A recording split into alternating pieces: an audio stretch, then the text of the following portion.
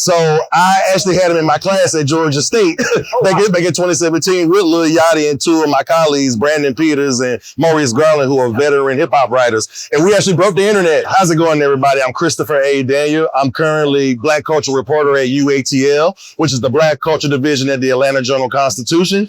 And I've been in Atlanta for 22 years. I was a college educator for 10 years here and had a lot of fun and just done all things arts, culture, entertainment, and celebrating Blackness. Well, I mean, it's just like musicians and even Brian Barber, the filmmaker, you study the greats. You know, when I was growing up, I read Vibe magazine and Danielle Smith was writing. I used to read Billboard and Record World as a kid, and Nelson George, who's like my absolute favorite writer, was telling stories about Black culture and Black music. You had other people like Michael Gonzalez and Carol Cooper and Scott Paulson Bryan, who were all, and Cynthia Horner from Right On magazine. You had all these extraordinary Black folks that were telling stories about us. So the fact that it could be done in the page and they were talking about pop artists and teen idols and people who were just dope, that was the selling point. But it was Ed Bradley, the anchor on 60 Minutes when I was a kid, who had salt and pepper hair. He wore a suit. He had earrings in his ear, but he was interviewing Michael Jackson. He was interviewing Bill Cosby and Aretha Franklin and Lena Horne. And he actually kissed Lena Horne on TV. So once I saw this,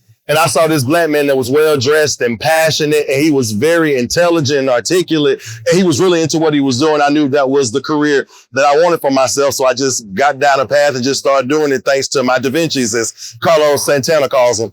Oh, Shannon McCullum. So I actually had him in my class at Georgia State back in 2017 with Lil Yachty and two of my colleagues, Brandon Peters and Maurice Garland, who are veteran hip hop writers. And we actually broke the internet in the first music journalism class that was offered at Georgia State. Like, you can literally go back and Google all this stuff. But we had them in the course. It was surprise pop-up. So we had photographers, we had artists, and we had journalists who actually had an hour and 15 minutes to talk to the students about just entertainment and covering it and just figuring out what lane they wanted to be in. And we got in Billboard and Entertainment Tonight. The AJC covered us.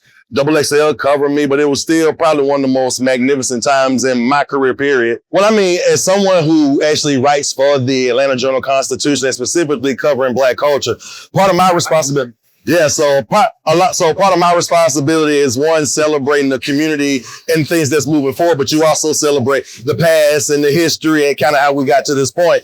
And Atlanta's been special because it's literally been special. Like, the very first Black music executive was a Clark Atlanta graduate. You know what I mean? We just wrote a story about, in the 60s, the first pro championship team was a soccer team called the Atlanta Chiefs. And they had 9 Black players from Africa and the Caribbean on this championship team. So Atlanta has always had this very rich history of Black people doing extraordinary things and building brand identity, but also pushing things forward, but also celebrating humanity. So Atlanta just kind of just keeps that whole motion going. It's people that come here to try new things. It's people that have the creative mastery. They have the music. They have the film ideas. It's just a good playground for Blackness and to celebrate it. So I think Atlanta is just this wonderful place where you can really find your tribe. You can try new things. You can find just highly educated communities of people and educational institutions that produce them.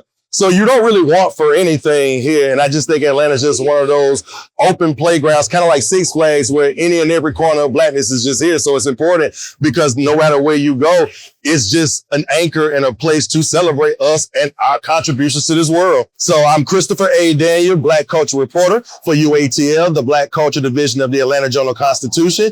And you can find me on Twitter or X, as well as Instagram at @journalistorian, or you can find me on LinkedIn at Christopher A. Daniel.